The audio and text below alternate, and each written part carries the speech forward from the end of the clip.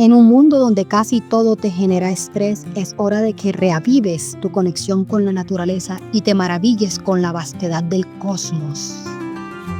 En Santa Rosa de Osos, en Jimaní Tuberías, tenemos un lugar especial llamado Portal a las Estrellas. Aquí puedes pasar la noche con tu pareja, acampar, ver las estrellas, bajarle la luna a ese ser querido. Puedes hacer picnic en compañía de tus amigos. Fogata, asar un malvavisco mientras cuentas historias de tu día a día. Traer tus propios alimentos. O, por qué no, comprar en el sitio.